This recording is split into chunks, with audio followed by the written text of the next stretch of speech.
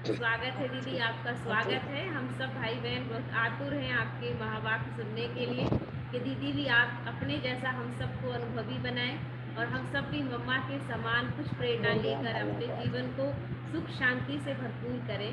ओम शांति दीदी, ओम शांति। ओम शांति। ओम शांति दीदी। आज देखो संध्या के समय रोशनी बहन ने रोशनी कर दी।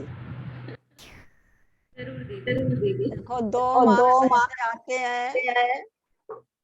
एक तो एक तो साल के शुरुआत में जनवरी मास आता है। इस संगम युग की बहुत विशेषता है और वो मास तपस्या मास होता है।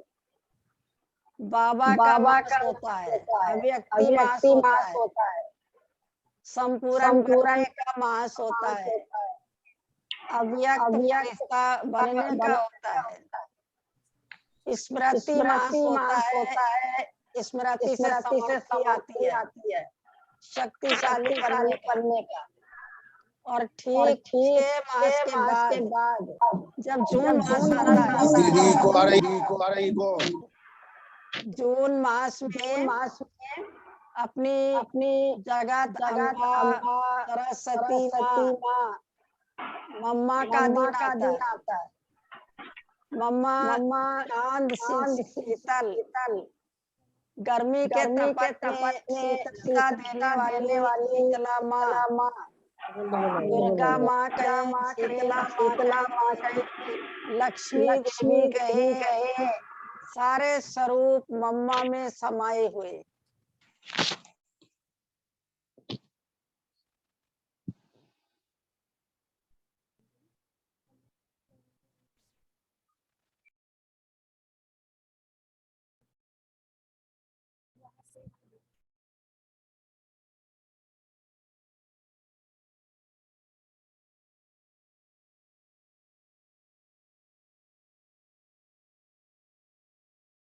महीना शीतलता बरसाने वाली, सबको प्यार लुटाने वाली माँ, और वो कैसे जो है हम सबको याद आती है। देखो जनवरी मास आते साकार बाबा की यादें आ जाती है और जून मास आते आते प्यारी प्यारी मीठी मीठी ममता की मूरत माँ की यादें आती है। और इस संगम युग की बहुत सारी विशेषताएं हैं। बाबा के ब्रह्मा मुखवंशावली ब्राह्मणों का जन्म किसी ना किसी प्रकार से होता है। किसी का एग्जीबिशन के चित्रों को देख करके, किसी के द्वारा संदेश मिलके, किसी को पर्चा मिल जाता है। तो संदेश मिलने का बहुत सारे साधन है। कोई तो आजकल टीवी, रेडियो और यूट्यूब से सुन करके जुड़ जाते हैं, लेकिन हम सभी ऐसे ही कहेंगे कि संगम युग में बहुत बहुत भाग्यशाली रहे जो डायरेक्ट मम्मा के द्वारा हमारे परिवार का जन्म हुआ। माँ निमित्त बनी सबको उठाने, जगाने, बाबा का बनाने में। तो बात है 1960 की, जनवरी मास था। मम्मा कानपुर आई हुई थी और कानपुर से जब कोई बाबा मम्मा आते थे तो मम्मा को लखनऊ वाले भी बुला लेते थे। इसी प्रकार से हमारे लौकिक पिताजी उन्हीं दिनों में 7 दिन का कोर्स कर रहे थे। शांतामणि दादी जी कोर्स करा रही थी। जब कोर्स पूरा हुआ तो चलने की तैयारी थी। दादी जी बोली, यहाँ मातेश्वरी जगत अम्बा सरस्वती पधार रही है, तो यज्ञ की मेन हमारी है मुख्य। तो उससे मिल करके फिर अपने गांव जाना। पिताजी एक दिन के लिए और रुक गए कि मम्मा आ रही है। मम्मा आई, मम्मा ने क्लास कराया। क्लास में ही बोला कि कोई ऐसा बाबा का बच्चा है जो बाबा का संदेश सबको पहुंचाए, डोर टू डोर एक एक को सब परिचय दे। बाबा परम धाम से आया हुआ है कल पहले समान, और आ करके कल्प का खोया हुआ वर्षा सबको दे रहा है। अपना भाग्य बनाने आ जाओ। तो किसी भाई बहन ने हाथ नहीं उठाया। पिताजी ने हाथ खड़ा कर दिया। मम्मा बोली अच्छा आना और आ करके मेरे से मिलना। जब मिले तो मम्मा ने पूरे परिवार का समाचार पूछा। पिताजी ने सब सुनाया। फिर मम्मा ने कहा देखो, आपको घर छोड़ के नहीं निकलना। तुम कहाँ जा रही हो बेटा? नीचे। जो जो है तो मम्मा से पूछा, मम्मा अपने घर को स्वर्ग कैसे बनाए? बाबा मम्मा ने बताया। दादी शांतामणि को बुलाया। झाड़ और त्रिमूर्ति दो ही चित्र होते थे और दोनों चित्र दे दिया, कुछ मुरलियां दे दी, कहा जाओ शुरू करो अपने घर में। तो आपको नहीं निकलना है फील्ड में, आपके बच्चे फील्ड में निकलेंगे, वो सेवा करें। ऐसे मम्मा की प्रेरणा से पिताजी घर पहुंचे और ज्ञान देना शुरू कर दिया। हम सब निकल आए। धीरे धीरे जब यज्ञ में आए तो सबसे पहले तो बाबा ने मुझे अमृतसर भेज दिया था। दादी जानकी अमृतसर गए हुए थे, तो बाबा ने बोला कि बच्ची को ले करके आना मधुबन में। जब हम मधुबन गए तो मम्मा नहीं थी, तब तक मैंने मम्मा को नहीं देखा था। केवल जो कल्प वृक्ष के चित्र में शिव शक्ति का वैजंती माला बना हुआ है, सब दादियां उसके अंदर है। मम्मा कलश सिर पे रखा हुआ है, वो ही देखते थे ये मम्मा है। फोटो में देखते थे। लेकिन जब मम्मा बॉम्बे से आई तो बहुत सबको खुशी थी, उमंग था। मम्मा आ रही, मम्मा आ रही, बच्चों में भी बाबा में भी। तो मम्मा जब आई तो क्लासरूम में बाबा ने मम्मा को बिठाया संदली पर। एक पर बाबा बैठा, एक पे मम्मा बैठी। तो क्या हुआ कि मम्मा सबको प्यार से दृष्टि दे रही थी और बहुत अच्छा मीठा मीठा रिकॉर्ड भावना युक्त बज रहा था। मम्मा को देखते इतनी आकर्षण थी मम्मा के अंदर, एक चुंबक की तरह, रूहानियत भरा हुआ, बहुत ही शीतलता, सौम्यता, रूहानियत। तो मम्मा को देखते ऐसे लगा कि मेरे कोई जन्म जन्मांतर की माँ मिल गई, कल्प पहले वाली माँ मुझे मिल गई है। फिर हम देखते रहे, क्रम चलता रहा। मम्मा ने भी बॉम्बे का समाचार सुनाया और हमारे को पता नहीं क्या हो गया था, बहुत बहुत इमोशनल हो गए थे। आंखों से इतने आंसू बह रहे थे कि बंद नहीं हो रहे थे। मम्मा देखती रही। फिर बाबा ने परिचय कराया, क्योंकि मेरे गांव का नाम है रेवना। बाबा मेरा नाम नहीं लेते थे, रेवना बच्ची कहते थे। कहते थे जैसे कोई रशिया से आएगा तो उसको रशियन कहेंगे, अमेरिका से आएगा तो उसको अमेरिकन कहेंगे, चाइना से आएगा तो चाइनीज कहेंगे। ऐसे बच्ची का नाम रेवना है, गांव का नाम इसके ऊपर है। बाबा ने परिचय कराया कि मम्मा इसको जानती हो? मम्मा ने बोला कि हाँ, बाबा की कल पहले वाली मीठी बच्ची है। फिर बाबा ने कहा देखो, दुनिया के अंदर माँ बाप से परिचय कराती है अपने बच्चों का, लेकिन यहाँ बाप बच्चों का परिचय माँ से करा रहा है और माँ का परिचय बच्चों से करा रहा है। यहाँ बाबा ने कहा बाप परिचय करवा रहा है।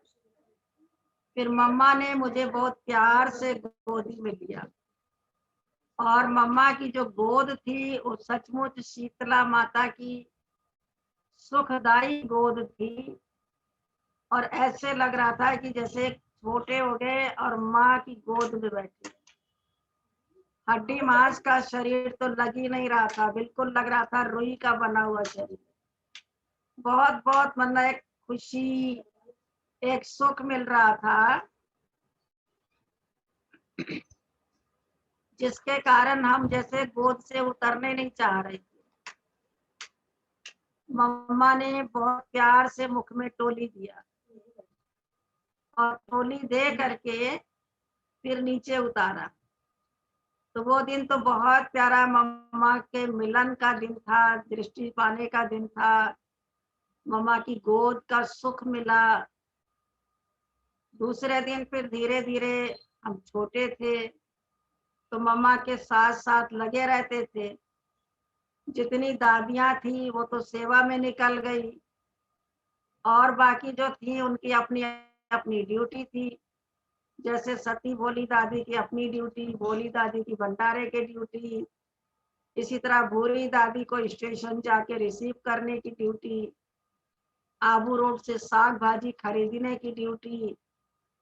तो ऐसे भूरी दादी दोपहर को आबू रोड से आती थी तो भोजन खिलाती थी। तो हर एक की अलग अलग सेवा थी। मेरे पास कोई जिम्मेदारी थी नहीं, केवल बाबा के रूम का ही काम करना था जैसा सुनाया। तो मैं मम्मा के साथ पीछे पीछे पीछे पीछे रहती थी। तो हर जगह जहाँ मम्मा जाती, जहाँ बैठती, जहाँ कुछ करती, और क्लास में मम्मा सबसे पहले मुरली चलाती थी। जो बाबा एक दिन पहले मुरली चलाते थे, मम्मा उसको धारण करके, मनन चिंतन करके, धारणा युक्त बना करके फिर मम्मा मुरली चलाती थी ओरल क्लास में। तो बाबा की जो मुरली चलती थी वो तो सागर है, सागर की लहरें होती थी। कभी ज्ञान के ऊपर, कभी योग के ऊपर, अभी अभी ध्यान के ऊपर, अभी अभी सेवा के ऊपर, अभी अभी कर्मणा के ऊपर, कभी दैवी गुणों के ऊपर। एक मुरली में देखेंगे चारों सब्जेक्ट मिलेगा, ज्ञान, योग, धारणा और सेवा। कभी निश्चय बुद्धि के ऊपर, कभी सरेंडर होने के ऊपर, सब एक ही मुरली में आपको मिल जाएगा। सारे समस्याओं का जो हल है एक ही मुरली में। लेकिन मम्मा जो मुरली सुन करके, मनन चिंतन करके और फिर सुनाती थी, जैसे बच्चों के लिए नया भोजन तैयार कर। तो मम्मा की हमेशा मुरली आपने सुना होगा, पढ़ा होगा। वो एक ही टॉपिक को लेके बड़ी सरलता से मम्मा सुना के सिद्ध कर देती थी और वो दिल दिमाग में बैठ जाता था। लेकिन सवेरे मुरली चलाने से पहले किचन में मम्मा जाती थी। नाश्ता बन रहा होता है या जो कुछ भी है, मम्मा पूरा एक एक का देख रेख करती थी, मुआयना लेके फिर क्लास जाती थी। और उन दिनों में हफ्ते में 3 दिन भोग लगता था। सोमवार का भोग शिव जी का, बुधवार का भोग मम्मा डे का, गुरुवार का भोग सतगुरु डे का, बृहस्पति डे का, कि बाप सतगुरु है उस रूप में भोग। मम्मा भोग बना के फिर क्लास कराने जाती थी। भोली दादी साफ तैयारी किचन में कर देती थी। और उन दिनों में तो लकड़ी का चूल्हा होता था, बड़ी बड़ी चूल्हे ऊंचे ऊंचे, और मम्मा भोग बना के फिर जाती थी। तो मम्मा कैसे भोग बनाती है वो हमको सीखने का मौका मिल गया देख देख कर। तो एक दिन मम्मा ने पूछा, तुम क्लास में मुरली कैसे सुनती हो? अब बैठ के सुनते हैं, कैसे सुनते हैं ये तो मैं बता नहीं पाई। मम्मा बोली कि देखो बाबा महावाक्य उच्चारण करते हैं तो वो कान में आता है, लेकिन वो अंदर कैसे धारण हो, आई कांटेक्ट जरूर बना के रखना, नहीं तो बुद्धि इधर उधर हिल जाएगी। तो बाबा ने क्या बोला उसका सार अंदर नहीं जाएगा, वो एक कान से सुना एक से निकल जाएगा और भूल भी जाएगा। बीच में माया आएगी और माया उसको खा लेगी और वो बलवान हो जाएगा। तो माया बलवान होके आपके ऊपर अटैक करेगी, तो वो जीत पहन लेंगी और आप हार जाएंगी। इसलिए जितनी देर बाबा के महावाक्य उच्चारण होते हैं, बराबर आई कांटेक्ट करके एकाग्र बुद्धि होके बैठना। ममा ने मिसाल दिया, जैसे दीपक की लौ जब एक जैसी होती है तो कितनी सुंदर लगती है और रोशनी से भरपूर होती है, और जब वो हिलती है लौ तो सुंदर भी नहीं रहती है और रोशनी में भी कमी आ जाती है। तो बुद्धि रूपी लौ लगन में लगी रहे, हिले नहीं। जैसे कोई ड्रिल कराने वाला ड्रिल टीचर होता है और ड्रिल सीखने वाला अगर इधर उधर देखे एक क्षण भी, तो उसने कैसे एक्शन किया वो कर ही नहीं पाएगा। तो ये भी एक ड्रिल है। चाहे कोई योग कराने बैठा है तो भी आई कांटेक्ट, क्योंकि वो अशरीरी हो करके बाबा से ध्यान लगा रहा है, उसकी बुद्धि कनेक्ट है। तो जैसे वो बैठा है ऐसे हमें भी एकाग्र होके बैठना है। तो योग भी एक ड्रिल है, तो ज्ञान को सुनना भी एक ड्रिल है। तो इस तरह से सुनना और उसको मनन करना, उस पर चिंतन करना। तो मम्मा ने मुरली सुनना सिखाया, क्लास कैसे करना होता है। केवल आके बैठ गए मुरली चल रही है नहीं, उस विधि से बैठना है। एक दिन मम्मा ने सबसे पहले, जैसे कहते ना माँ चलना सिखाती है, तो चप्पल थोड़ा आवाज कर रहा था। मम्मा ने बुलाया, मिट्टी इधर आओ, देखो ये जो तुम खितिर खितिर करके चल रही हो ना, खितिर खितिर मतलब चप्पल की आवाज है, चप्पल रगड़ रहा है घिसट घिसट के। ये ना तो देवताओं की चाल है और ना फरिश्तों की चाल है, और ब्राह्मणों का उद्देश्य है फरिश्ता से देवता बनना। इसलिए इस चाल को सुधारना है, फटफट करके नहीं चलना है, धरती माता को दुख नहीं देना है। तो मम्मा ने जैसे चलना सिखाया, जैसे माँ बच्चे को उंगली पकड़ के सिखाती कैसे चलना है, टेढ़ा मेढ़ा डगमग होके नहीं चलना है, ऐसे मम्मा ने चलना सिखाया, क्लास करना सिखाया। फिर मम्मा ने हंसना और बोलना सिखाया। एक दिन कोई बात पे हमने जोर से हंस दिया, और घरों में तो आदत होती थी खूब खिलखिला के हंस दो, कोई बात ऐसी आई जोर से अच्छे से। मम्मा बोली ये जो है ना हंसना, ये देवताओं का नहीं है।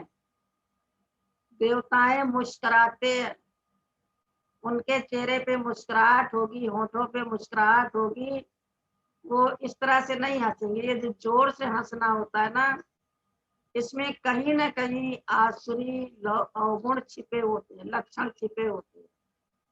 आज से इस तरह से नहीं करना। ऐसे कहें कि बोलना सिखाया, हंसना सिखाया, चलना सिखाया और क्लास करना सिखाया। फिर ऐसे मधुबन में उन दिनों में संपन्नता नहीं थी, आज की तुलना में बेगरी पार्ट था। भूरी दादी की जिम्मेदारी थी, ड्यूटी थी। जितने रहे हुए थे सबको पहली तारीख मास की एक घंटी होती थी, और वो घंटी बजा दी जाती थी ऐसे ऐसे करके, तो सब समझ जाते थे कि इस समय हमको तेल और साबुन लेना है पूरे मास का। सभी अपनी शीशी ले जाते थे और तेल साबुन लेते थे। कपड़े का साबुन भी एक बट्टा मिलता था, और वो घर में ही बनाया जाता था, जरा मोटा पीला पीला होता था। और तेल मिल जाता था मास के लिए। आबू में खुशकी बहुत थी उन दिनों में, है अभी भी पांडव भवन में रहे, लेकिन तब बहुत जंगल जंगल था, खुश्क हवाएं थी, इतनी बस्ती नहीं थी, इतनी साफ सफाई नहीं थी, जंगल बहुत थे, पहाड़ी सारे वृक्ष होते थे, कटीले झाड़ होते थे। तो वो लगाने के लिए कि खुश्की ना हो, स्किन सूख न जाए। सब महीना भर तो साबुन मेरा चला ही नहीं, 3 हफ्ते में खत्म हो गया।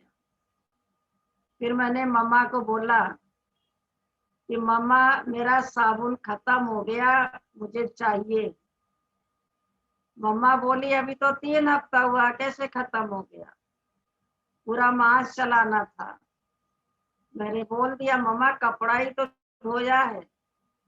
मम्मा ने साबुन दिला दिया और बोली कल जब कपड़ा धोना तो मैं आके सिखाऊंगी कैसे धोना, कैसे साबुन खर्च करना है, कैसे कपड़े में लगाना है। तो उस समय में बाथरूम ऐसे नहीं होते थे जैसे आजकल के। जब अपने पांडव भवन में भंडारे में पैसेज में जाते हैं तो तब ये पूरा झाड़ और पहाड़ था। तो वहीं झाड़ियों के पहले जहाँ पैसेज है, काट के पल्लियां होती थी, जूट की पल्लियां, उससे चारों तरफ घिरा हुआ 4 बांस गड़े होते थे। उसमें बांस में कुंडी लगा दी जाती थी, तो वही गुसल खाना होता था। और उतना ही दूर 4 बाई 4 फुट का सीमेंट लगा दी जाती थी। नल नहीं होते थे बाथरूम में, बाल्टी का पानी ले जा करके रखना पड़ता था। तो वहां मम्मा जब पहुंची, हमने पानी रख लिया, साबुन ले लिया, तो मम्मा आई अपने हाथ से साड़ी का नीचे का पूरा किनारा जो फॉल साइड होता है उसको पकड़ के ऐसे ऐसे चुन्नट बनाया ऐसे, और मम्मा ने ऐसे मुट्ठी में पकड़ लिया। कहा देखो यही तो गंदा है ना, पूरी साड़ी तो गंदी नहीं है, इसको गीला करो और हल्का सा साबुन लगा के मसल दो, धुल जाएगा। तो पूरी साड़ी में तो बहुत हल्के हाथ से घुमा दो साबुन और धुलाई कर लो। तब ब्रश नहीं होता था, डंडा पीट के धो लो पानी डाल के। इसी तरह से ब्लाउज का कफ है, कॉलर है, इससे ज्यादा और कहीं गंदा ही नहीं होता है, उसको भी धुलाई करो। तो मम्मा इकोनॉमी का अवतार थी। इकोनॉमी सिखाया कि यज्ञ का बर्बाद नहीं होना चाहिए, कम खर्च वाला नशीन, साबुन भी कम लगे, कपड़े भी धुल जाए और अच्छी तरह साफ भी हो जाए। तो मम्मा ने कपड़ा धोना सिखाया। फिर जो 1 हफ्ता पहले मेरा साबुन खत्म हुआ था, वो महीना भी चला और अगला भी 4 हफ्ता चला, यानी 5 हफ्ता चला, जो मम्मा ने सिखाया। इस तरह से कैसे किफायत से, कंजूसी से नहीं, किफायत से काम करना है। और भी एक बार मधुबन में साग पालक की आई हुई थी, तो हमने पत्ते पत्ते तोड़ लिया और डंडियों के नीचे जड़ में छोटे छोटे उसके पत्ते होते, बहुत किल्ले छोटे छोटे, उसको छोड़ दिया। फिर मम्मा ने वो सारा निकाला, एक कटोरे में दिखाया, बोली देखो एक व्यक्ति का साग तुमने ऐसे फेंक दिया, इसको नीचे से नहीं तोड़ा। और कभी भी पालक की डंडी और धनिया की डंडी फेंकी नहीं जाती थी। बोली दादी जो सूप बनाती थी उसे में टुकड़ा टुकड़ा करके डाल के बॉयल कर लेते थे, तो धनिया का भी जूस और खुशबू आ जाती थी, पालक का भी जूस आ जाता था। फिर वो सूप में निचोड़ के पीने के काम आता था। तो कभी बेकार नहीं करते थे, जिसको कहते हैं आम के आम और गुठलियों के भी दाम। मम्मा ने इस तरह से इकोनॉमी सिखाई। मम्मा ने कभी किसी को नहीं कहा कि तुमको काम करना है। क्लास के बाद वो जाके स्वयं बैठ जाती थी, क्योंकि जैसा कर्म हम करेंगे हमको देख करके दूसरे करेंगे।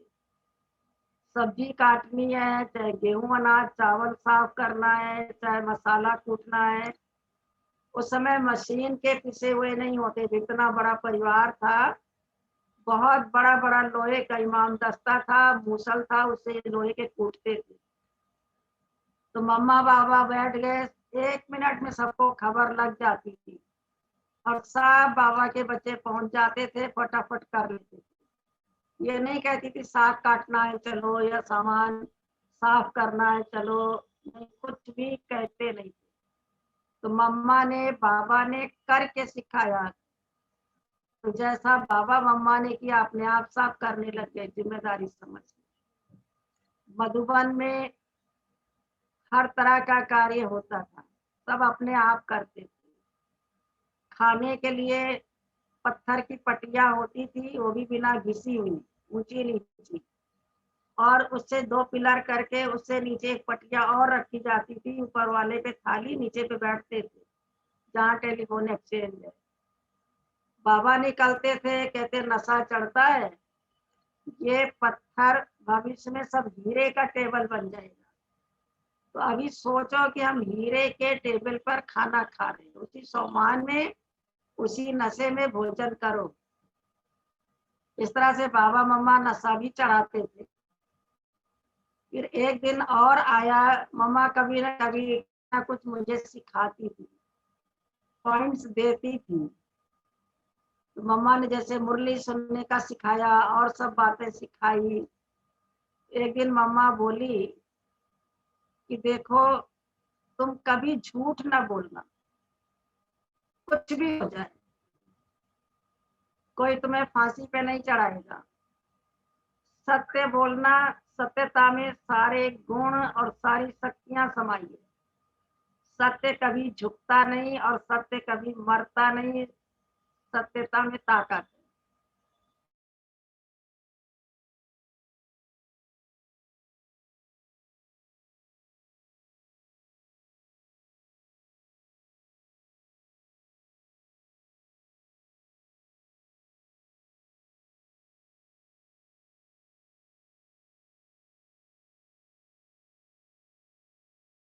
व्रत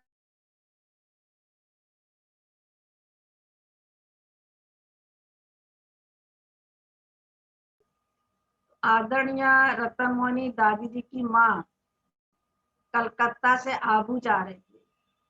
जनवरी का मास था, सर्दी का, और वहां पर जो है 4 बजे ट्रेन स्टेशन पर आती थी सवेरे। भोजन मांगा था, तब पत्थर के कोयले तोड़ करके सिगड़ी जलाई जाती थी। 2 बजे उठ करके मैंने सब कुछ करके भोजन तैयार कर दिया। जाने का साधन नहीं होता था, बहुत दूर तक चौराहे तक जाओ, तब कहीं रिक्शा वाला मिलता था, और उसमें भी वो रात को सोया हुआ होता था। तो सोया हुआ हो, जगा जगा के उसको तैयार करना पड़ता था। तब वो ले जाता था स्टेशन। 4 बजे पहुंच गए हम अकेले, और ट्रेन भी आके खड़ी हो गई। तो उन्होंने पूछा, सबसे पहले जब टिफिन मैंने निकाला कि विद्या बाबा को भोग लगा के आई हो।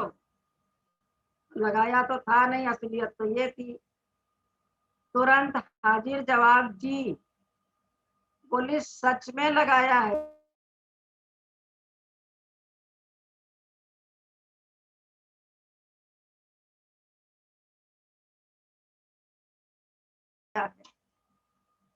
फिर पक्का? जी पक्का। 3 बार बोली, पक्का तुमने लगाया भोग? जी हाँ, लगाया भोग। तो हम जो है कह के तो चले आए, लेकिन अंदर दिल खा रही थी, और इसलिए कह दिया कि कानपुर से लेकर के दिल्ली तक कोई सेंटर नहीं है जो इनको भोजन दे। और ट्रेन जो है वो बहुत फास्ट नहीं हुआ करती थी, 10-12 घंटा दिल्ली पहुंचने में लगता था। तो इसी प्रकार से हमने हाँ तो कर दिया। लेकिन वो दिन है कि आज का दिन है, चाहे 4 बजे किसको भोजन देना हो, चाहे 2 बजे देना हो, चाहे 3 बजे सवेरे, बिना कोई स्नान किए किचन में नहीं जाएगा। और जो भी बनना है पहले बाबा को भोग लगा करके थाली सामने रख लेते हैं, उसके बाद टिफिन भरा जाता है। तो बाबा को भोग लगाते हैं, जो कुछ भी बनेगा, लड्डू मठरी, बाबा को भोग लगेगा। तब से लेकर के एक सुधार हो गया भोग लगाने का, और पक्का हो गया। हम कई सेंटरों में गए हैं, कहीं कहीं तो देखा है कि अगर हमें 4 बजे निकलना है, 5 बजे, तो बहनें योग के बाद सीधा चली जाती किचन में, नहाती नहीं और बना के दे देती हैं, पीछे जाके स्नान करती। लेकिन हमारे पास ऐसा नहीं है। चाहे गोविंद नगर हो, चाहे सर्वोदय नगर हो, जिस पे जो हमारे पास बहनें रही वो ऐसे ही करेंगी। उनको सिखा दिया, सीख लिया, सिखा क्या दिया, सीख लिया। तो दिन से कभी फिर झूठ बोलने का मौका नहीं पड़ा। मम्मा ने कहा ना, कभी ना बोलना। ना शब्द नास्तिक का होता है। ये कोई एक दिन में नहीं सिखाया, ये 3-4 महीनों में सिखाया मम्मा ने, बीच बीच में। ना शब्द माना नास्तिक। अगर कोई काम करने को कहे तो सोचते ये ना कहना कि मुझे तो आता नहीं है, मैंने तो कभी किया ही नहीं है, मैंने देखा ही नहीं है। नहीं, ना ना ना ना ना करना। ये कहना कि आप हमको तरीका बता दो और मैं कर लूंगी। तो जो काम बताता है उसको काम आता है, वो खुद बताएगा। तो एक बार क्या हुआ, मैं कलकत्ता गई थी। मेरा मुंह बहुत पका हुआ था, मैं बोल नहीं सकती थी, पानी थूक भी अंदर नहीं जाता। निर्मल शांता दादी ने कहा कि तुमको मुरली चलानी सुनानी है पढ़ के क्लास में। मेरे मुंह से ना नहीं निकला, वो इतना पक्का हो गया। मैंने मुरली सुनाई। बाद में बहनों ने कहा, दीदी कहते थे, निर्मल शांता को दीदी कहते थे। कहा दीदी आपको पता है उसका मुंह कितना पका है और उसने ना नहीं बोला आपको। दीदी कहती है कि अरे बड़ी सदोरी है, मना बहुत आज्ञाकारी है, बहुत मीठी है। फिर बोले अच्छा तुम अपना मुंह दिखाओ कहाँ पका है। मैंने जब मुंह खोल के दिखाया तो हैरान हो गई। लेकिन उसका फायदा क्या हुआ कि मुझे शहद की शीशी दिया। बोली सारे मुंह में उंगली से शहद को अच्छी तरह लेप लगा लो और मुंह खोल करके बैठ जाओ। तो जब तक मुंह से राल टपकेगी तब तक मुंह खोले बैठी रहना, सब गर्मी निकल जाएगी। और जब वो बंद हो जाए तो ठंडा दूध दिया, कहा इसको मुंह में भर लेना और तब तक भरे रहना जब तक मुंह से दूध निकलना न शुरू हो, मुंह ढक न जाए। और जब ऐसा हो तो कुल्ला कर देना। और वो एक रामबाण हो गया। तब से मुझे ये भी मालूम हो गया कि ऐसा करने से मुंह के छाले ठीक होते। तो मैं इस विषय की डॉक्टर बन गई, सबको यही कहती हूँ कि ऐसे करो ठीक हो जाएगा। और अगर मैं ना करती तो शायद ना मेरे मुंह के छाले ठीक होते और ना मुझे ये अकल आती कि औरों के कैसे ठीक करने। फिर एक बार परदादी कानपुर आए थे भर्ती कराने। नई नई धर्मशाला बन के तैयार हुई थी, वो मार्केट के बीच में थी। तो उनको पता है कि ये ताजी मूंग की दाल भिगो के ताजी मंगौड़ी की पकौड़ी की सब्जी बहुत अच्छी बनाती है। तो मेरे को बोला ताजी परी बना के तुम आज सब्जी बनाओ। अब वहां सिलबट्टा तो था नहीं, मिक्सी होती नहीं थी। अगर आसपास कहीं जाके पता करते कोई घर है तो लहसुन प्याज पिसा होता उनके सिल पे। लेकिन मैंने ये कोई भी बहाना नहीं दिया, ना नहीं बोला कि दादी सब्जी नहीं बन सकती क्योंकि सिलबट्टा यहाँ नहीं। मैंने दाल को भिगो दिया और मार्बल का चकला लिया, बेलन से एक एक चम्मच रख के रगड़ रगड़ के पीस पीस के सब्जी बना के तैयार कर दी। तो जो दादी के साथ बहनें आई थी उन्होंने कहा दीदी आपको पता है कैसे दाल पीसा इसने। तब भी बहुत प्यार किया दादी। बोली बड़ी सदोरी है, बड़ी आज्ञाकारी है। इस तरह मैंने कभी ना नहीं बोला। ऐसे और कहीं दिल्ली में रामलीला मैदान में बड़ी दीदी ने कहा खस्ता बनाओ कचौरी। अब वहां भी ना उड़द की दाल कैसे पीसे, मूंग की तो पिस गई चकले पे। और सबके लिए बनाओ, जितने दिल्ली में गाइड आए सबके लिए बनाओ। फिर हमारे को बाबा ने थोड़ी बुद्धि तो दी है। मैंने दाल भिगोया और दाल को छौंक दिया, कुकर में उबल गई। फिर उसको उसी चकले पे पीस करके घी डाल के भून के मसाला तैयार, कचौड़ी बन के बना दी। कभी ना नहीं किया कि कैसे कचौड़ी बन सकती है बिना साधन। और मैंने तो तुरंत कहती दीदी यहाँ कैसे कचौड़ी कैसे बन सकती है, तुरंत जवाब। तो मैंने कभी ऐसे ना नहीं बोला जैसा मम्मा ने सिखाया।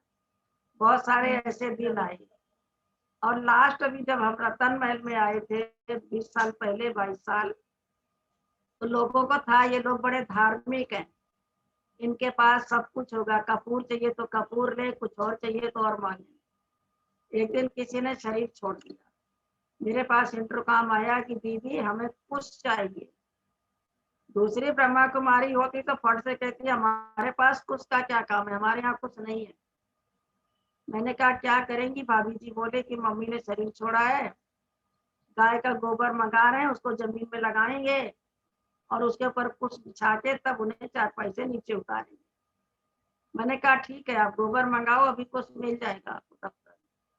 मार्केट में फोन कर दिया दुकान वाले को, बोला रिक्शा करके भेजो। गोबर तो बाद में आया, कुछ पहले आ गए, मैंने ऊपर पहुंचा दिया। मैंने ना नहीं बोला। इस तरह जो ना ना बोलने का मंत्र दिया तो जीवन में उससे बड़ी सफलता मिली। इस तरह मम्मा ने एक दिन कहा देखो, अपने लाइफ को ट्रांसपेरेंट बनाना, लिफाफा बना के नहीं रखना, क्योंकि जब लिफाफा जो होता है उसमें सस्पेंस होता है, पता नहीं इसके अंदर क्या है। पोस्ट कार्ड तो खुला है, पढ़ लो, देख लो क्या है। तो सोचना, देखना, बोलना और करना एक जैसा हो। किसके मन में कभी ये भाव ना उत्पन्न हो, पता नहीं ये हमारे लिए क्या सोच रही है, या पूछे मेरे बारे में आप कुछ सोच तो नहीं रही है, तो लिफाफा कभी नहीं बनना। न सोचना न बोलना, ये सब एक जैसा हो। ये मम्मा ने सिखाया कि ट्रांसपेरेंट होकर के रहना। और इसी तरह से हर चीज मम्मा सिखाती रहती थी, चलते फिरते उठते बैठते कोई ना कोई बात मम्मा सिखा देती थी कि ऐसे करना। एक दिन वो भी घड़ी आई जब मम्मा कहती थी तुमको सेवा केंद्रों पे जाना है, सेवा करना है, देखो बाबा ने सेवा दी हुई है। तो मेरे को विश्वरतन दादा ने पक्का करा दिया था कि कभी भी अपने मुंह से ना कहना कि हम फलाने शहर में जाएंगे, क्योंकि उन दिनों में बाबा मेरी बहुत महिमा करते थे। मैं छोटी थी, सब बड़े बड़े थे।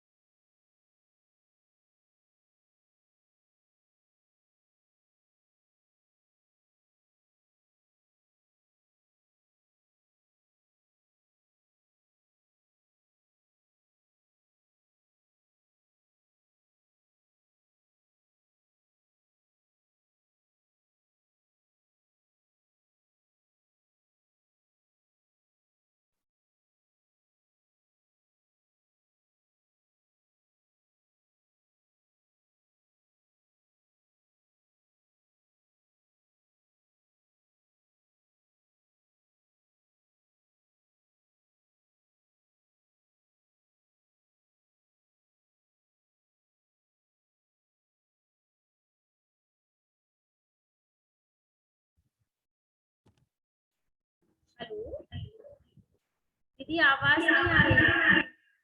तो मम्मा ने कहा कि तुमको जाना है, देखो सब जगह से मित्र आते हैं, सब तुम्हारी मांग नहीं कर रहे हैं, तो कहाँ जाओगी? शहर बता दो, जो चूज करोगी वहीं भेज देंगे। क्योंकि दादा विश्वरतन ने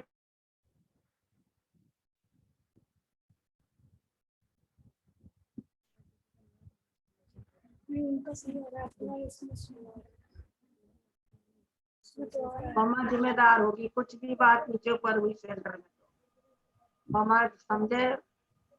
जब मम्मा ने मुझे बिठाया और पूछना शुरू किया, यहाँ से भी मांग रहे हैं, यहाँ से भी मांग रहे हैं, कानपुर से भी गंगे दादा गुप्ता जी का पत्र आया है, तुम कहाँ जाएंगे? तो मेरा एक ही था, मम्मा आप मम्मा समझे वहां भेज दें। तो मम्मा ने कहा देखो अर्जी मेरी है, मैं तो अरज डाल रही हूँ और मर्जी तेरी है, लेकिन तूने तो अर्जी मर्जी सब मेरे ऊपर डाल दी है। अर्जी भी मेरी और मर्जी भी मेरी।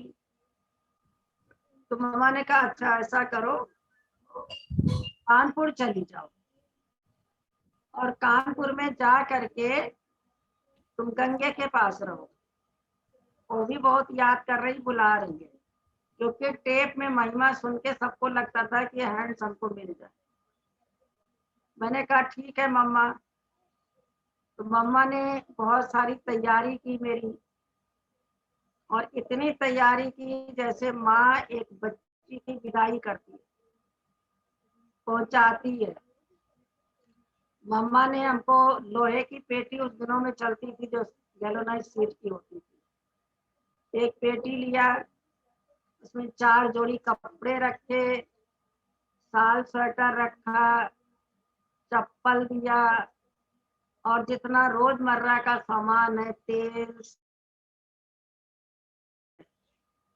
मम्मा ने कहा जाते हाथ नहीं फैलाना है कि हमारा ये खत्म हो गया, कुछ दिन मांगना नहीं पड़े, और मांगना तो कभी भी नहीं, मांगने से मरना भला। तो जो है वो रह रहा, उसका खुद ही फर्ज होगा। इतने दिन से इसको पूछे सही साबुन तेल कुछ चाहिए, तब शैम्पू नहीं होता था, उसी कपड़ा धोने ले साबुन से सिर धो लिया जाता था, और चाहे नहाने वाले से धो लो।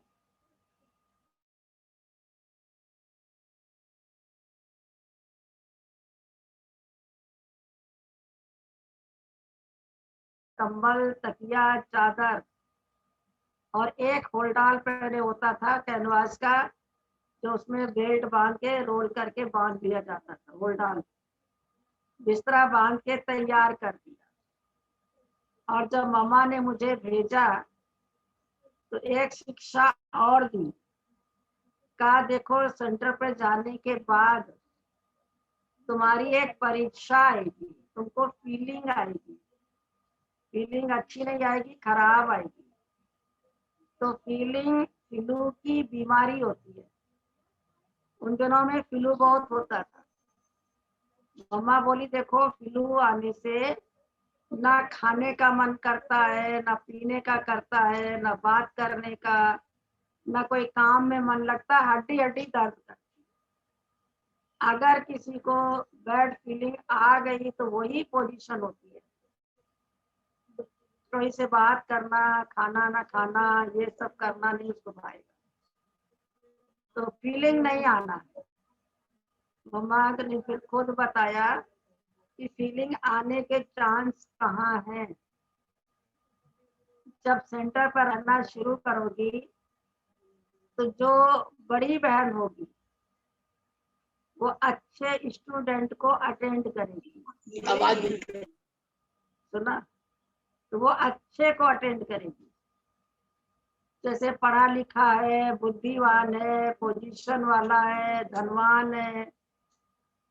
और जो कोई बुजुर्ग आएगा, कोई बूढ़ा आएगा, कोई गरीब आएगा, कोई पढ़ा लिखा नहीं होगा, कोई बच्चे होंगे, बूढ़ी माताएं होंगी, तो इसी तरह से जो वो आएंगे तो उसको कहेंगी जाओ इनको मुरली सुना दो, जाओ इनको कोर्स करा दो। तो कोर्स कराएंगी तो मन में कभी आ सकता है कि जो अच्छे अच्छे हैं उनको तो खुद अटेंड करती हैं, और जो बिल्कुल साधारण ऐसे वैसे गैर गुजरे हैं उनको हमें दे देती हैं। मम्मा ने कहा नहीं, यहाँ जो पढ़ाई है तो ये कौन सा विद्यालय है, ये रूहानी है, जिस्मानी नहीं है। यहाँ रूहों को पढ़ाया जाता है।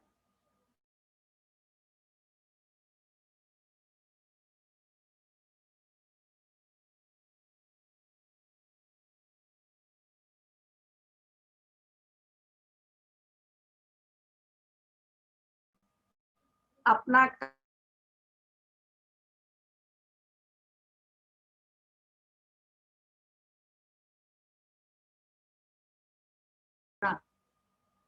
तो कभी भी फीलिंग नहीं आएगी। सब बाबा के बच्चे हैं, गुलदस्ता में सब एक जैसे फूल नहीं होते, वैरायटी फूल होते हैं, पत्ते भी होते हैं, पत्ते भी शोभा है, तो भी परिवार का मेंबर है। इस तरह से मम्मा ने अच्छी तरह समझा दिया, और कहा ज्ञान कैसे सुनाएंगी, कैसे शुरू करेंगी। क्योंकि एक दिन हुआ क्या था कि बाबा ने, जब मैंने मुरली बहुत अच्छे से सुनना शुरू किया और बाबा ने देखा ये बहुत एकाग्र होकर के सुन रही है, तो बाबा ने मुझसे कहा कि आज शाम को ये जो मुरली चलाई है मैंने, तुमको ओरल हूबहू सुनाना है गद्दी पे बैठ के रात्रि क्लास में। अब वो सारा दिन मैंने उसको मनी मन में रिवाइज करना शुरू किया, मनन चिंतन करना शुरू किया। जैसे बाबा कहता ना, गाय जो है जुगाली करती है एक बार भूसा खा के। शाम को बाबा बोले मैं खुद आके सुनूंगा और मम्मा बैठेगी। तो मेरे तो दिल की धड़कन बढ़ गई थी कि बाबा के आगे मम्मा के आगे हम कैसे बोलेंगे क्लास में।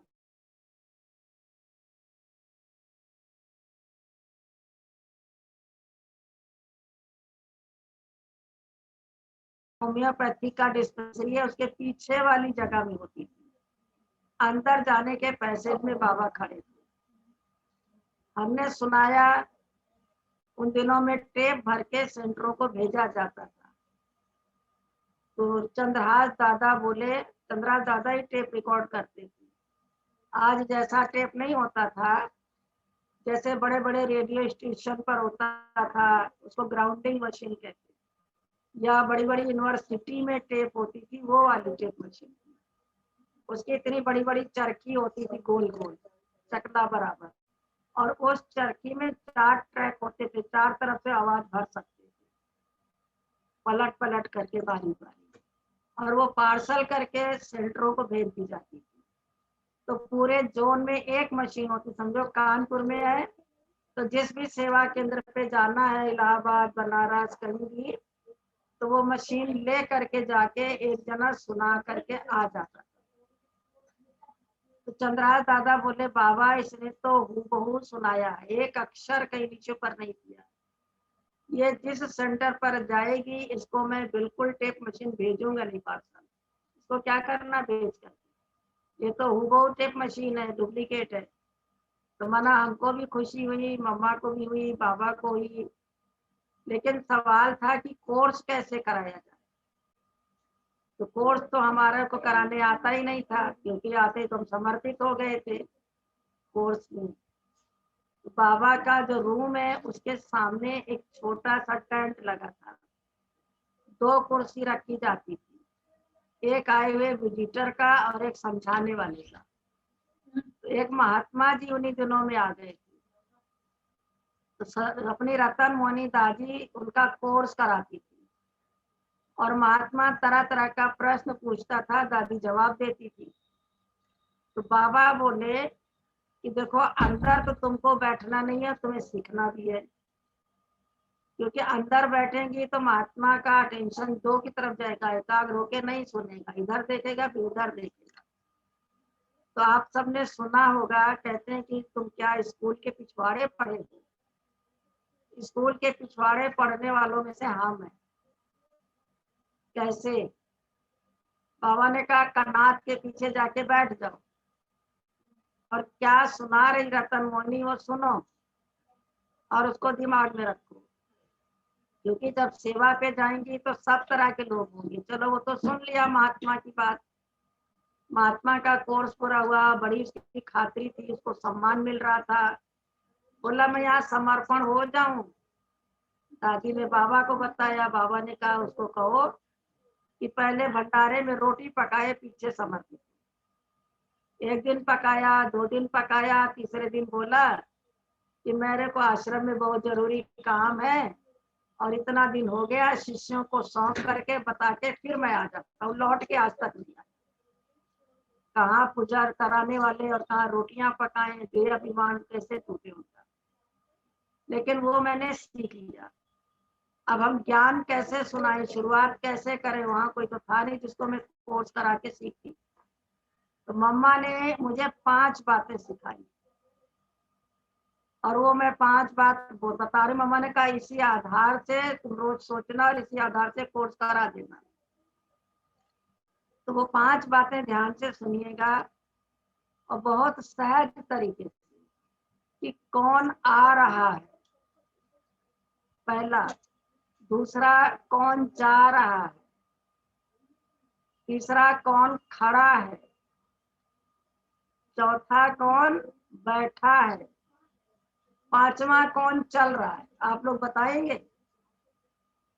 कौन आ रहा, कौन जा रहा, कौन चल रहा, कौन बैठा है, कौन खड़ा है, कौन कौन बताएगा?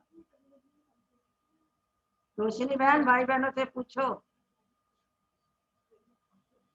शांति बहन, कौन बैठा है, कौन जा रहा है, कौन आ रहा है? बड़ा रमणीक ज्ञान है। चलो मैं ही बता देती हूँ।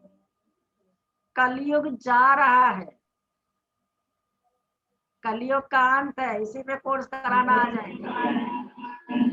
सतयुग आ रहा है, सतयुग आ रहा तो सतयुग में क्या क्या होगा वो साफ सीन सामने आ जाएगी। और विनाश सामने खड़ा है, तो विनाश का सारा ज्ञान दे सकते हैं, कैसे कैसे होगा सृष्टि का परिवर्तन। संगम युग चल रहा है, ना कलयुग है ना सतयुग है, संगम है। और कभी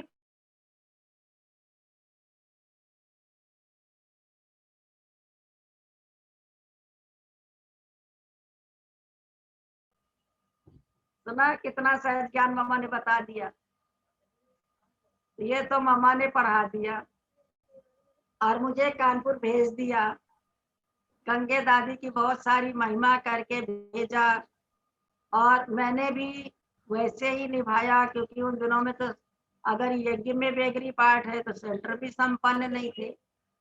अगर मैं बताऊं तो आप हैरान होंगे, सोच से परे है।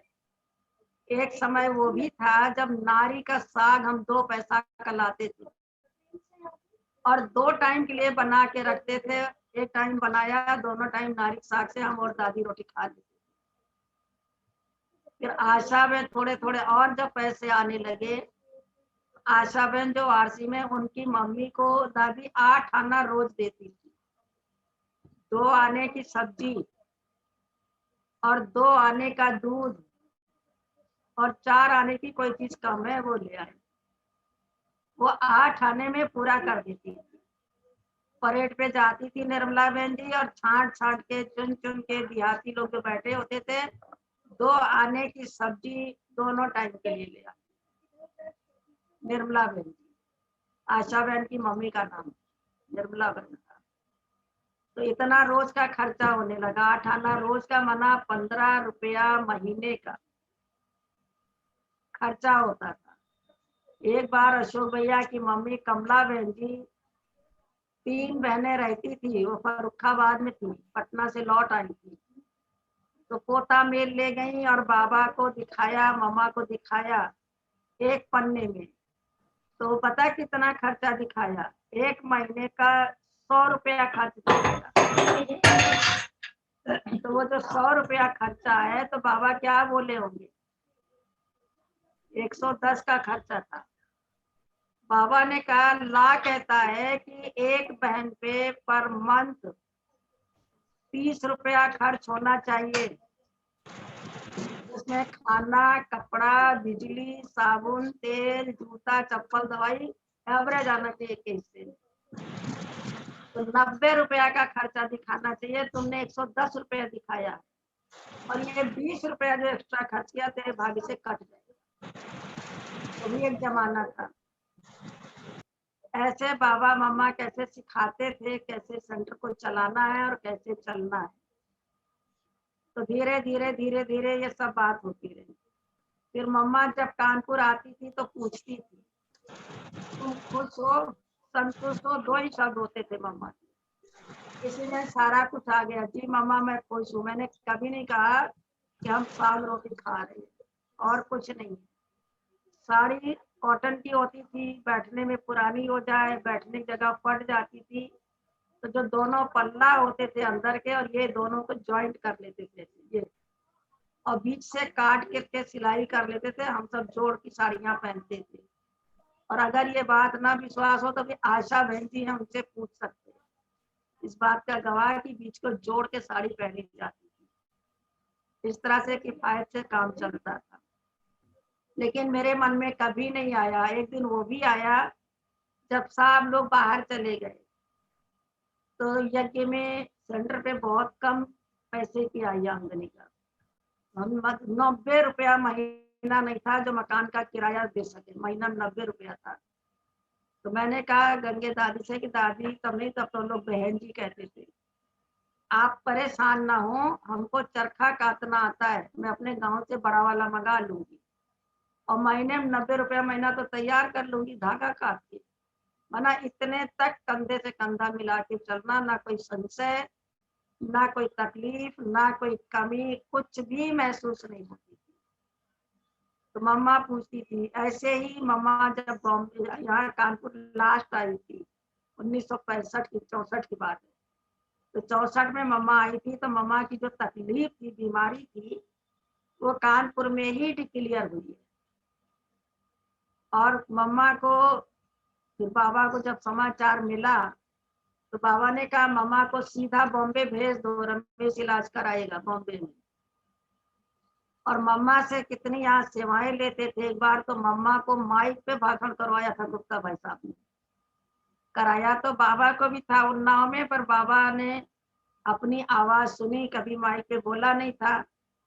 तो बाबा बोले बच्चे ये तुतारा हटाओ, ये पढ़ाई तुतारे पे नहीं होती है, ये आध्यात्मिक पढ़ाई ओरल होती है। बाबा ने माइक हटवा दिया, लेकिन मम्मा ने माइक पे भाषण किया। तो कानपुर में बहुत कुछ हुआ है। फिर मम्मा सीधा यहाँ से बॉम्बे गई, हम लोग सब स्टेशन याद करने गए। बॉम्बे में डॉक्टर ने देखा, ऑपरेशन हुआ, उसके बाद ठीक हुई। फिर मम्मा बैंगलोर चली गई और मेरे होते भी एक बार बैंगलोर गई थी मम्मा। तो जब लौट के आई तो बाबा बोले कि मम्मा तो फील्ड में सेवा करके आई है इतने दिन लगा करके, और बाबा तो कहीं गया नहीं अभी, तो मम्मा की राजधानी तो बहुत बड़ी हो जाएगी। मम्मा बोली नहीं बाबा, आना तो आपके ही राज्य में है ना, वहीं जुड़ेगा, मेरा अलग से राजधानी थोड़ी है। फिर बाबा बोले कि राज राजा का और हुक्म रानी का। आप समझ रहे ना, राज्य तो राजा का होगा और हुक्म किसका चलेगा, रानी का। इसको बाबा ने कहा राज राजा का, हुक्म सरकार का। तो मम्मा आपका ही हुक्म चलेगा, सारा सब देख रेख जो भी है। ऐसे मम्मा बाबा की आपस में चिट चैट भी होती थी। फिर वो भी समय आ गया जब मम्मा की तबीयत ज्यादा बिगड़ गई बॉम्बे में, और फिर डॉक्टर ने मम्मा को बोला, मम्मा को नहीं बोला, रमेश भाई को बोला कि मम्मा आपकी 4 महीने से ज्यादा नहीं निकाल पाएगी समय। रमेश भाई ने बाबा को बोला, बाबा डॉक्टर मम्मा के लिए ऐसे बोल रहा है। तो बाबा बोले ये मम्मा की बात है, मुझे क्यों बताते हो। देखिए कितना अवस्था के ऊपर, आज तो हम लोग हिल जाते हैं। ये मम्मा की बात है, मम्मा को डायरेक्ट सुनाओ। आप विचार करो, किसी पेशेंट को ये कहा जाए कि डॉक्टर ने 4 महीने का टाइम दिया, तो उसके अंदर कितनी उथल पुथल होगी, कितनी अवस्था खराब हो जाएगी, क्या क्या संकल्प चलेंगे। मम्मा ने क्या बोला होगा। मम्मा ने कहा तो मेरा हॉस्पिटल में रहने का मतलब ही क्या है, ले चलो वापस। ना कोई चिंता, ना कोई उदासी, ना कोई फिक्र, ना कोई फिक्र। खुशी खुशी डिस्चार्ज करा के मम्मा मधुबन आ गई। और वो भी एक दिन आया जब मम्मा का लास्ट दिन था और मैं मधुबन में थी, ये भी मैं अपने को लकी समझूंगी। और मधुबन में उसी टाइम जो अंगूर का बगीचा है, जो मेडिटेशन हॉल है, वो भी अंगूर का बगीचा था। बाबा ने हैदराबाद से अंगूर की बेलें मंगाई थी, माली के साथ लग के बाबा ने खुद बेल लगाया। शायद उसी की यादगार कानपुर में बिठूर में दिखाया है। जो यहाँ का अमरूद होता है ना, जब थोड़ा कम पका होता है तो दूध निकलता है, उसे मुंह में चबाओ।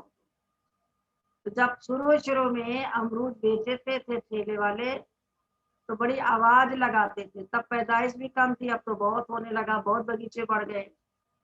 तो वो बड़ी इलाहाबाद अमरूद की महिमा होती थी, लाल लाल, तो वो यहाँ का अमरूद बड़े महिमा से कहते थे। ये ब्रह्मा के लगाए हुए हैं, दूध के सींचे हुए हैं, परियों के रखाए हुए हैं, ये बिठूर के पेड़े हैं, ये आवाज लगा के अमरूद बेचते थे। लेकिन अंगूर की बेलें तो बाबा ने लगाई प्रैक्टिकल, अमरूद ना लगाया लेकिन अंगूर जरूर लगाई। और उसी टाइम पर इतने अंगूर टूटे थे, टोकरे के टोकरे, टोकरे के टोकरे भर भर के टूटे थे। फिर बाबा ने उसको क्या किया, गत्ते के बॉक्स में छेद कर करके अंगूरों के गुच्छे पत्तों के साथ रख के हर सेवा केंद्रों में भेजा। अपने कानपुर के 2 भाई थे, एक गुरमुख भाई, एक खन्ना भाई, जो रेलवे लोको से रिटायर होके समर्पित हुए थे। तो वहां पर बाबा उनके द्वारा, क्योंकि रेलवे की पास होती थी, तो एक जोन में एक जगह भेज देते थे, वहीं से फिर सबको वो मिल जाता था। जैसे यूपी का कानपुर में भेज दिया, आगे फिर और वो निकल गए, कलकत्ता निकल गए, ऐसे टोकरा देते हुए निकल जाते थे। उसी दिन अंगूर पहले दिन टूटा था। बाबा बोले मामा, और मामा की तबीयत तो धीरे धीरे धीरे धीरे और बिगड़ती जा रही थी। आज बच्चों को अंगूर खिलाओ अपने हाथ में। लास्ट दिन जब मामा को जाना है, 4 तकिया लगाया, 2 पीछे, दाएं बाएं, उसके सारे मामा को बिठा दिया। इतनी ताकत नहीं थी, तो एक बहन तो हाथ पकड़ी थी मम्मा के साथ, जो जमुना दादी रहती थी। लच्छू दादी अंगूर देती थी और बाबा हाथ पकड़ के ऐसे दिलवाते थे मम्मा के हाथ से सबको। यहाँ तक कि नौकर चाकर, माली, माली का परिवार, आई हुई पार्टी, रहने वाले घर वाले, मम्मा ने बुला बुला के सबको अंगूर दिया। और मेरे को जब दिया तो सबसे पहले वही शब्द फिर मम्मा के, खुश हो, संतुष्ट हो जी मम्मा। गंगे नहीं आई है, नहीं मम्मा, वो कानपुर में ही है। तो मेरे को दिया और दोबारा फिर लेके फिर मेरे को दिया, कहा ये गंगे को जाके देना और मेरी याद देना, और किसी से मम्मा ने बात नहीं की। तो यही याद आता है कि लकी थे, और गंगे को जाके देना। हम लोग की तो ट्रेन की टिकट बनी थी, मुझे क्या पता था हम ट्रेन में बैठेंगे और मम्मा की भी टिकट कटी हुई है। तब तक मुझे एहसास नहीं था कि आज मम्मा चली जाएगी। हम लोग चले आए और बाबा ने भी कह दिया जिन जिन की टिकट बनी है वो जा सकते हैं, मम्मा ठीक है। ऐसे करके बाबा ने विदा कर दिया। उसके बाद जब मम्मा अव्यक्त हुई तो बाबा ने सब भाई बहनों को कहा कि चलो मेडिटेशन हॉल में योग करो। हिस्ट्री हॉल बन के तैयार हो गया था। ऐसी बुद्धि बाबा ने पकड़ी, और जैसे बाबा दिखा रहा, हो नहीं सकता कि मम्मा चली जाए। इतने बच्चों को छोड़ के, सारे यज्ञ को छोड़ के, इतनी कारोबार छोड़ के मम्मा तो जा ही नहीं सकती, क्योंकि बाबा हमेशा कहते थे कि पहले बाबा जाएगा, मम्मा बाद में जाएगी। मम्मा शिव शक्ति सेना की सेनानी है, विनाश के टाइम यही आगे झंडा लेके चलेगी, सबकी रक्षा करेगी, ऐसे बाबा बोलते थे। और वो मम्मा तो पहले चली गई, तो कहा चलो सब लोग वतन में ऑलमाइटी से झगड़ा करो, लड़ाई करो, बाबा मेरी माँ मुझे वापस दो, मेरी माँ मुझे वापस दो। तो सबका एक बुद्धि, एक लगन, एक लगवा दिया बाबा से। इतने में बाबा बोला कि अभी तुम्हारी माँ तुम्हारे बीच में आने वाली है। तो आने वाली कहाँ से है? सबने समझा भी मम्मा खड़ी होके आ जाएगी, और मम्मा को तो ले जाके वहां चादर बिठा के सुला दिया संदली के आगे। बाबा ने कहा अभी भी तुम लोग बैठो, अभी भी बाबा को कहो बाबा मेरी माँ वापस करो। और मैं भी कहता हूँ कि बच्चों की माँ वापस करो, ले कैसे लिया, बुला कैसे लिया, माना जैसे दोनों का वो चल रहा था। और किसी को आंसू तो आने नहीं दिया, क्योंकि मम्मा का संकल्प था कि आंसू नहीं आना। वो भी मैं अभी आपको बताती हूँ, वो भी एक घटना थी। फिर गुलजार दादी को बाबा ने भेजा, कहा जाओ बाबा को कहो वतन में माँ को वापस करे, बच्चों की माँ को वापस करे। गुलजार दादी जब वतन से आई तो बाबा बोले क्या कहा ऑलमाइटी ने? कहा बाबा मम्मा को भेज दिया था सबकी अरज के साथ, लेकिन मम्मा खुद वापस चली गई। मम्मा ने कहा वो शरीर मेरे रहने के लायक ही नहीं है, मैं क्या करूंगी उस शरीर में रह, इसलिए मम्मा वापस चली गई। और मम्मा को कभी आंसू नहीं आए तो बाबा ने किसी को आंसू आने नहीं दिया। एक बहन जयपुर में थी और जब मैं यहाँ से आ गई कानपुर तो गंगे दादी, महेश भाई और तिलक नगर की माता जी पहुंच गए थे रातों रात चलकर ट्रेन पकड़ के, तो मम्मा के टाइम पे पहुंच गई थी। तो बाबा ने फिर जो है ना, वो बहन चंदा नाम था, बहुत अच्छे अधिकारी की बेटी थी और बहुत नाजुक थी। मम्मा ने प्यार से उसको पाला था, मम्मा में उसका बहुत ज्यादा अटैचमेंट था। यहाँ तक कि अगर वो कपड़ा धो ले तो उसके हाथ नीले पड़ जाते। कभी एक गिलास पानी तो घर में पिया नहीं था। तो जब वो आई, अंदर प्रवेश किया तो रोती हुई आई कि माँ बिना महका सुना, माँ मिला बहका सुना। तो बाबा ने उसको अच्छी तरह उसकी क्लास ले ली, अरे कड़े रूप में, कि मुट्ठी तुम यहाँ परचानी करने आई हो, मम्मा की परचानी करने, मना अफसोस मनाने आई हो। तो उसके भी आंसू बंद हो गए, वो भी चुप हो गई, शांत हो गई, क्योंकि मम्मा ने कभी आंसू नहीं बहाए। एक बार कानपुर से मम्मा को निमंत्रण गया था और उन निमंत्रण में जो शब्द था बड़ा मार्मिक था, बहुत भावुक शब्द था। तो बाबा ने कहा पढ़ के सुनाओ। जब पढ़ के सुनाया तो जितने बैठे थे क्लास में सबके आंसू आ गए और मम्मा की आंखों में आए लेकिन गिरे नहीं। तो पूछा मम्मा आपके आंसू गिरे क्यों नहीं?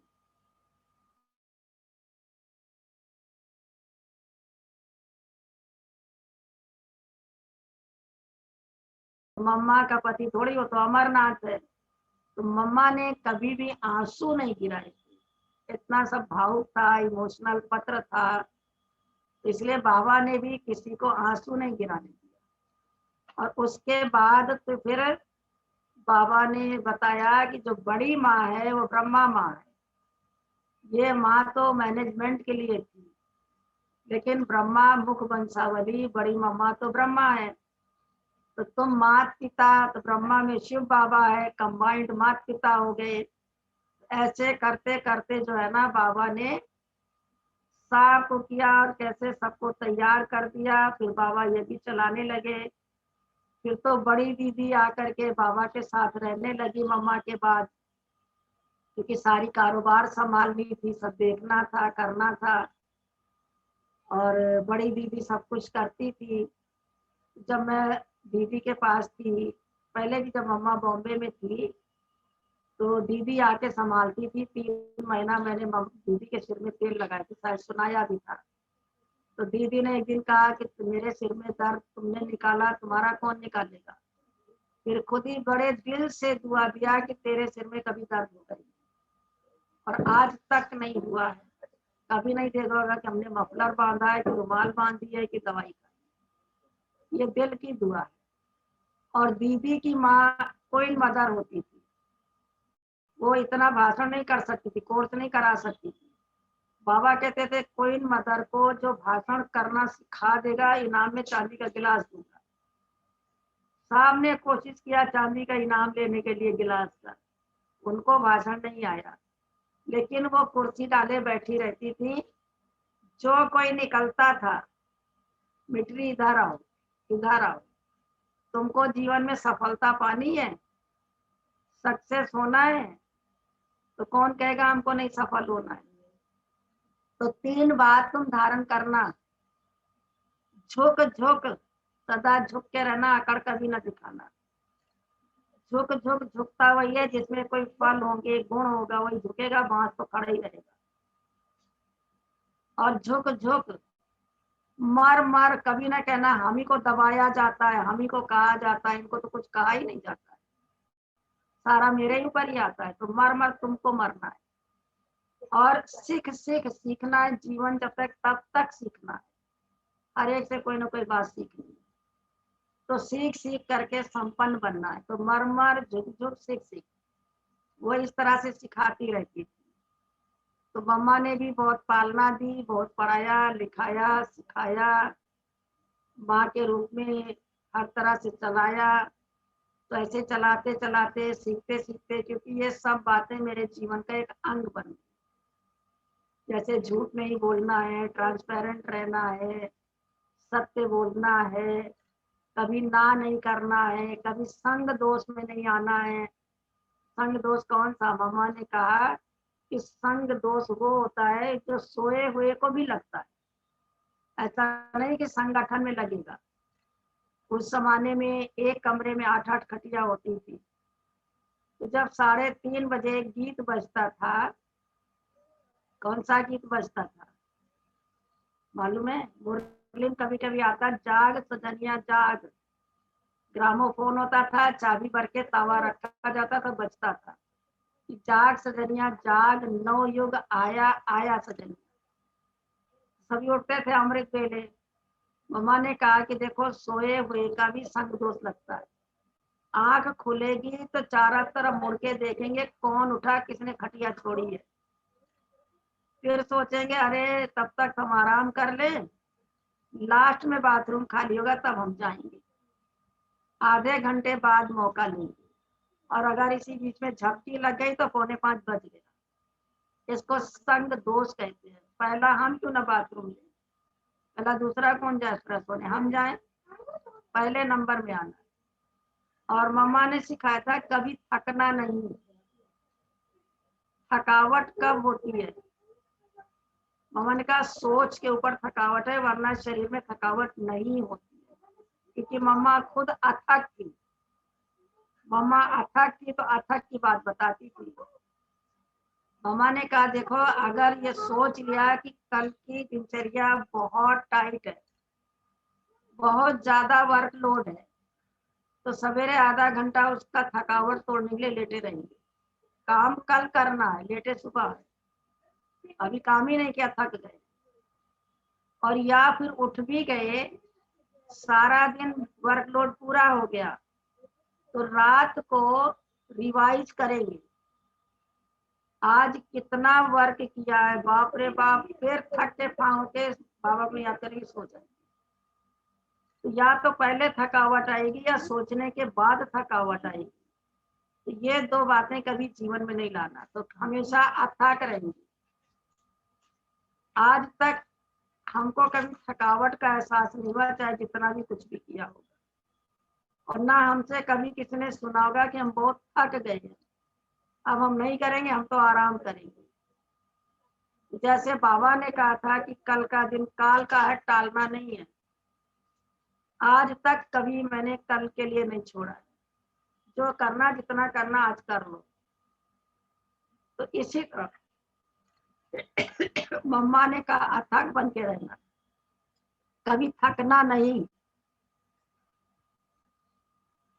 तो बाबा मम्मा जो इतनी शक्ति स्वरूपा होके बताते थे, और चूंकि वो प्रैक्टिकल थी, तो वो बातें दिल में ऐसी बैठ गई जिससे हमारा जीवन बन गया। और इसलिए हम शायद हम आलसी नहीं बने, हम थके नहीं। और यहाँ तक बताएं कि एक बार कलकत्ता हम और दादी जा रहे थे, कोयले का इंजन था। जब आसनसोल आया तो चढ़ाई पे इंजन फट गया, जैसे वो फूट होती है बरसात के दिनों, और आग बाहर गिरने लगी, सब कुछ होने लगा। गाड़ी हिल गई, ऊपर वाले सोए हुए बर्थ के नीचे धक धक गिर पड़े, सबकी पेटियां टैटियां गिर गिर पड़ी साइड से। तो ऐसे लग रहा, तो कोई वाहे गुरु कह रहा है, कोई हे भगवान कह रहा है, कोई हे अल्लाह मियां कह रहा है, सारी ट्रेन में आवाज आ गई। और वो जब तक आसनसोल से दूसरा डिब्बा आए, इंजन और गाड़ी में जोड़ा जाए, तो बहुत बहुत घंटे लग गए, बहुत घंटे लग गए।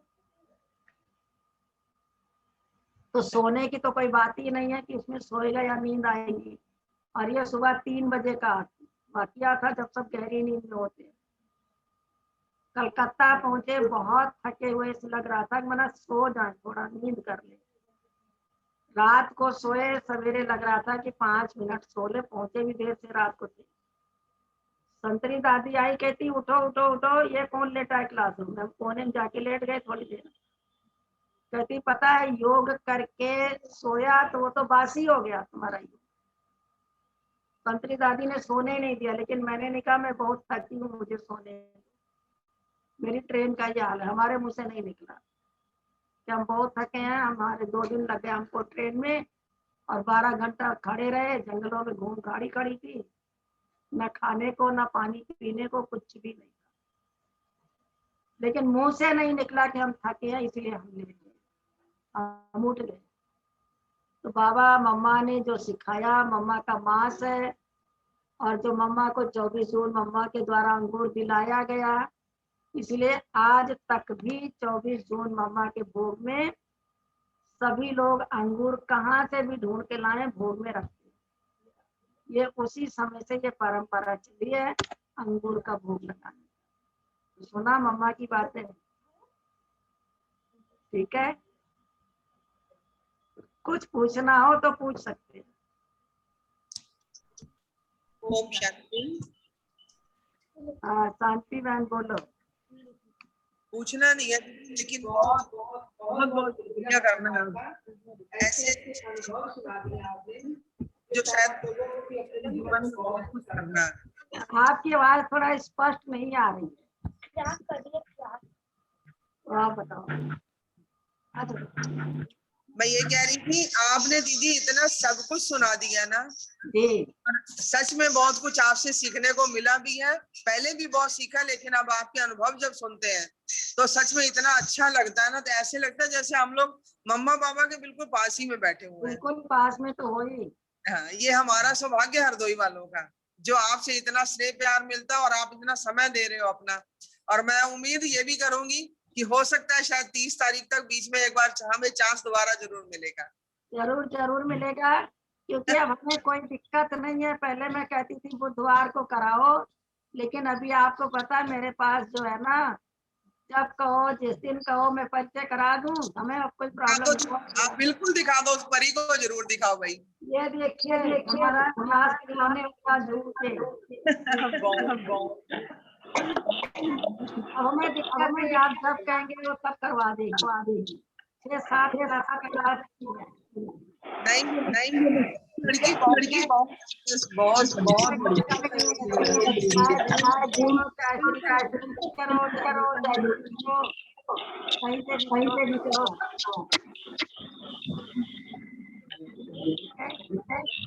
ओम शांति शांति। बहुत बहुत धन्यवाद रोशनी बहन को, जिन्होंने हर को बुला लिया।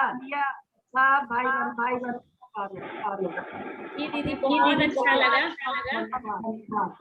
दीदी आपने जो सुनाया ये एक तरीके से बहुत ही प्रेरणादायक था, क्योंकि सबसे बड़ी चीज है हमने तो आपको प्रैक्टिकल में देखा है सारी चीजें करते हुए और सीखा है।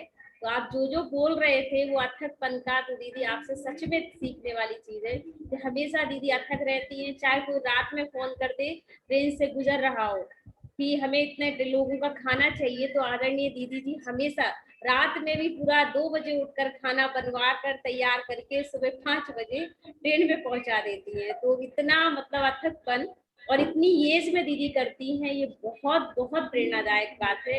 और हम सब बहुत प्रेरणा लेते हैं दीदी, और जितनी कोशिश होती है अपनी सोचते हैं दीदी जैसे बने और दीदी से सीखें। और आगे भी पूरा प्रयास रहेगा जो आज सीखा है कि जरूर वो हम जीवन में उतारेंगे और अपने जीवन को आप जैसा बनाने की पूरा प्रयास करेंगे। दीदी धन्यवाद दीदी आपका, बहुत बहुत दिल से शुक्रिया, आपने इतना समय दिया।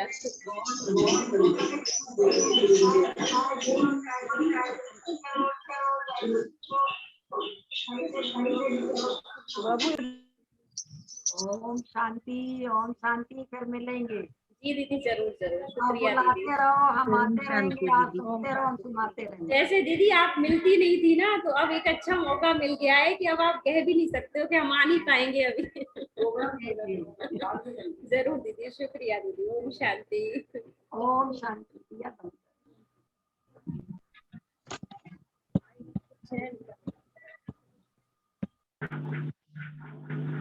ओम शांति। सभी भाई बहनों को अच्छा लगा? बहुत अच्छा दीदी, शुक्रिया दीदी, शुक्रिया। मम्मा की विशेषताएं सुनी सभी ने?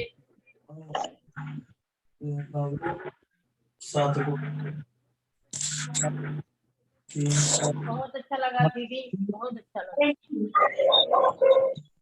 बहुत अच्छा है जो हमें प्रेरणा मिली है कि मम्मा कैसे अथक थी, हर परिस्थिति में भी कैसे अथक होकर बच्चों की पालना करती थी। और वैसे हमारी आदरणीय दीदी जी भी ऐसे ही करती हैं। तो वो सारी चीजें हमें सीखनी है और आज हमें कुछ ना कुछ विशेषताओं को अपने जीवन में जरूर उतारेंगे। ये अपने आप से सभी प्रण करें। और बाकी एक खुशखबरी सुनानी है और आप सबको, क्योंकि आप सब उपस्थित ही हो अभी। हम सभी बहुत लकी हैं कि हमें दीदी का तो बहुत साथ मिला ही है, लेकिन साथ साथ हमें अभी उषा दीदी जो अपने माउंट आबू से हैं, उषा दीदी को तो सभी जानते हैं, हाथ खड़ा करके दिखाएं। सभी जानते हैं उषा दीदी को। तो उषा दीदी ने खुद ही विशेष हमें प्रोग्राम दिया है। तो उनका भी प्रोग्राम जो है 17 तारीख गुरुवार को शाम को 6 से 7:30 तक प्रोग्राम रहेगा।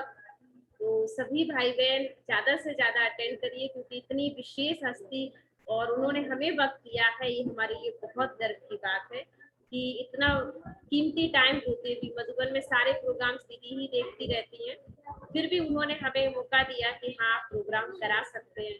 तो आप सब बिल्कुल पूरी तरह से अपने भाव को सराहिए कि हमारा बहुत श्रेष्ठ भाग है। ये लॉकडाउन भी हमारे लिए कहीं ना कहीं वरदान ही बना कि इस स्थिति में हम सब कहीं ना कहीं इतनी महान महान हस्तियों से मिल पा रहे हैं। तो बहुत बहुत दीदी बधाई आप सबको। दीदी इससे मालूम पड़ता है बाबा बिल्कुल हम लोगों के साथ है, एकदम साथ है। जी जी बिल्कुल बिल्कुल बिल्कुल साथ है बाबा।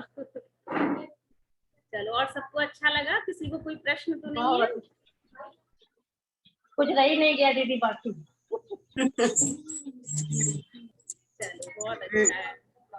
हेलो। हाँ जी बोलिए। हेलो। हाँ जी बोलिए, सुन रहे हैं। ये पूछना चाह रहे थे मम्मा, दीदी ये पूछना चाह रहे थे कि मम्मा की समाधि नहीं दिखाई पड़ती, बाबा की दिखती है और नहीं तो, लेकिन आपने मौका नहीं दिया दीदी से पूछने का। अच्छा, हमने दीदी ने तो कहा था आप पूछो, तो आप पूछते तो लो। नहीं नहीं, हम समझ नहीं पाए वो तब तक चलेंगे। अच्छा कोई बात नहीं, अच्छा। फिर कभी अभी मिलेंगे तब पूछेंगे। हाँ जरूर जरूर। और या हम पूछे या आप हमारी तरफ से आप पूछिएगा। जरूर जरूर फिर बिल्कुल बताइए। बिल्कुल, उसका भी कोई रहस्य है, लेकिन बताएंगे हम आने वाले टाइम वो में। मतलब दिमाग में है, मतलब पता किया, लेकिन मतलब पेट नहीं भरा कि किस कारण से है। नहीं, और पहले सबसे बड़ी चीज तो ये थी जब ना। दीदी बताएंगे तो ज्यादा जी मतलब विश्वास हो जाएगा कि हाँ यही बात है। जी जी बिल्कुल बिल्कुल, जरूर जरूर। ठीक है सभी भाई बहन, ओम ठीक है शांति। दीदी। ओम शांति, ओम शांति। चलो 2 मिनट बाबा को याद करके सभी, और फिर वो यहाँ से उठेंगे। बाबा को याद करें सभी एकाग्रता से।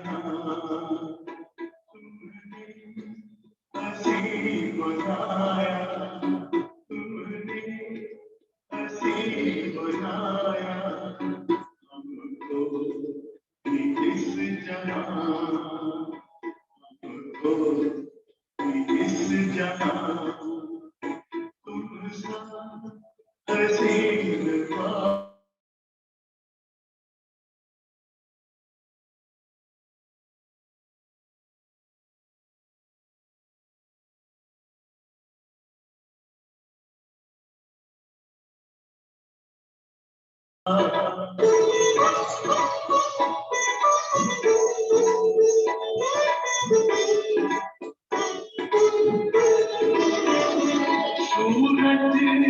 या चांद किससे, सूरज या चांद किससे तुलना करूं तुम्हारी, तुलना करूं तुम्हारी। रचता है तू सभी का, रचता है तू सभी का, रचना है सब तुम्हारी, रचना है सब तुम्हारी। तू है जहाँ से न्यारा, तू है जहाँ से न्यारा, उपमा नहीं